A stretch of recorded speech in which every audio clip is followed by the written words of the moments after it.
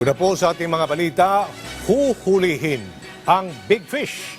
Ito ang paninindigan ni Pangulong Ferdinand R. Marcos Jr. sa gitna ng pinigting na investigation sa Manuwalyang Flood Control Project. Idinagdag pa ng Pangulo, wala nang magiging pondo ang naturang mga proyekto pagdating ng 2026. Si Kenneth Paciente sa sentro ng balita. Sa gitna ng kontrobersiya sa mga flood control project, tiniyak ni Pangulong Ferdinand R. Marcos Jr. na magpapatuloy ang investigasyon ng pamahalaan at mapapanagot ang mga nasa likod ng katiwalian. Sabi ng Pangulo, dapat matukoy ang anyay big fish o malalaking personalidad na may kaugnayan sa mga irregularidad. Until we solve the problem. Yung dapat natin pipilahan ng kaso, may ebidensya tayo na matibay, unang-una. Pangalawa, na kapag sila na out of action na, ay talagang magbabago. Dahil sila talaga nagpapatakbo. So, I suppose the description that sometimes we use, yung big fish talaga, yung talagang nagpapatakbo nitong sistema na ito. Yun. Pagtitiyak ng punong ehekutibo, kahit pa kongresista, gobernador o mayor ang dawit, walang makakalusot kahit pa kaalyado. Kasi pag hindi mo mabubuwag yung sistemang yan, hanggat tinanggal mo yung mga player na yan.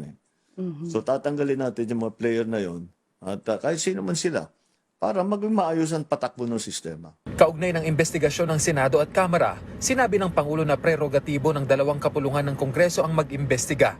Gayunman, giit niya na magsasagawa pa rin ng sariling investigasyon ang ehekutibo sa pamamagitan ng bubuuing Independent Commission para tutukan ang mga alegasyon ng anomalya. Alam mo, prerogative ng Kongreso yan eh.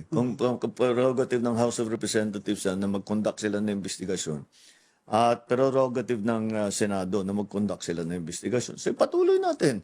At kahit papano, pagka may masusing investigasyon, kahit papano meron tayong makukuha din dyan. So baka makatulong din.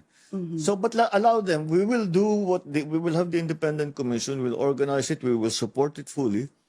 And all the other organs of government will I'm sure play their part in finding the truth to all of these anomalies. Tuloy din anya ang mga flood control project.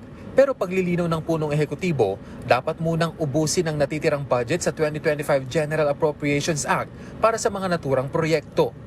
So there will be no budget for 2026 for flood control. Dahil meron naman 350 billion for 2025 na hindi pa nauubos talaga. So, tuloy-tuloy pa yung trabaho. Hindi naman ibig sabihin, titigil natin yung flood control project, mga flood control project. Ibig sabihin, titiyakin na ngayon natin na ang paggastos tama, ang pag-implement tama, maayos ang design. Sa issue naman ng panukala ng ilang kongresista na ibalik ang 2026 National Expenditure Program o NEP, giit ng presidente. No, it's not a possibility. Ang titignan na lang is the DPWH budget. Unilaterally, from our end in the executive, I already instructed the DPWH to review and to rewrite the DPWH budget. So we have a commitment to Congress that the rewritten DPWH budget will be submitted to them. Samantala, ibinahagi ng Pangulo ang kanilang pag-uusap ni dating DPWH Secretary Manuel Bonoan matapos magbitiw dahil nakakaabala na raw ito sa Pangulo. Kaya nagpasya na magbitiw sa ngalan ng command responsibility. Tiwala naman ng Pangulo sa kakayahan ni Secretary Vince Dizon bilang bagong kalihim ng DPWH. He did a very good job in DOTR and I think he understands very well what needs to be done. And I think he's committed enough to this, what we are doing, that he will do whatever is necessary, even if it's a little difficult, kahit na medyo may magagalit sa kanya. You know, he's very professional. Basta trabaho. Hindi naman walang personalan. Kenneth Paciente, para sa Pambansang TV, sa Bagong Pilipinas.